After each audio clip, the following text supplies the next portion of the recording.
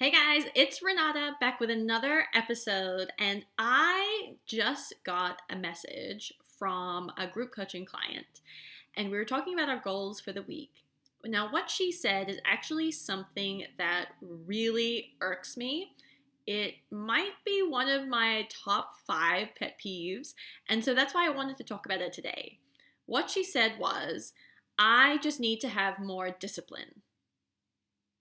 Now, that might sound totally benign, but when I hear people say, oh, I know what to eat. I just need to eat cleaner. I just need to eat healthier. I just need to have more discipline in doing what I know that I said I should do, right? So that really bothers me because basically, fundamentally, saying that I just need to have more discipline is not a strategy.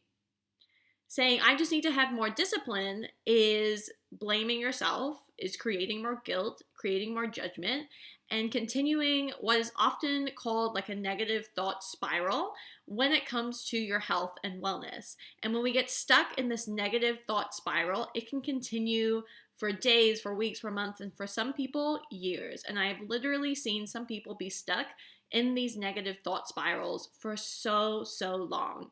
And so that's why saying, I just need to have more discipline is not effective. It's not a strategy, and it's actually not going to help you to reach your health goals, whether it's this week, this month, or this year. So, what can help you? What I always like to say to people is create a strategy, create a system, something that you can do every single day. Now, this system doesn't have to start off with having 57 steps. If you have fallen off the wagon, or if you're just getting into your health and wellness journey and are looking at eating healthier, you actually don't have to do what they did in The Biggest Loser, where they go through your pantry and they throw everything away and then they put everything in there that you are really unsure about, you don't know how to cook, and you think tastes bad. We found that that's actually the least sustainable way of creating health change. The most sustainable way of creating health change is with baby steps. It's with having one thing to do every day that can help you to move forward towards your health goal. And then over time, you can add another step, add a few more steps until you've built up a routine, a habit that actually helps you to continue to move forward towards your health goals. So, if you're getting started on your nutrition journey and you do want to eat healthier, what are some simple daily things that you could do? You could start off by getting up in the morning, and instead of first drinking that cup of coffee, drink a glass of water. I know that sounds like literally so simple, but we have to start off simply. We have to start building up our confidence in ourselves that we can actually do these things that we say and know for many people that we should be doing. So if you can get up for a week, 2 weeks, and every single day you get up and you drink your glass of water, you're actually keeping that promise to yourself. You're actually saying, you know what? The thing that I said I was going to do, I'm doing it because I matter, because I'm actually so important and my health is so important. So I'm committing to doing this for me.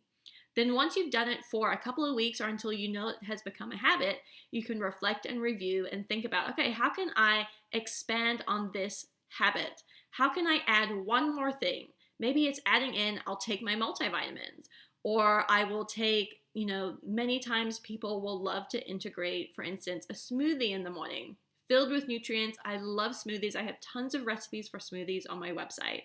So maybe the next step is, I started off with drinking a glass of water. My next step is a little bit more complicated, right? Because now I have to take out all of these smoothie ingredients and make myself a smoothie. But the thing is that you can actually meal prep smoothie ingredients. So you could prep all these little baggies filled with all of the ingredients for your smoothies, and every day just pull out one, add it to your blender with a liquid or ice, and make your smoothie. So you're actually making it easier for yourself too.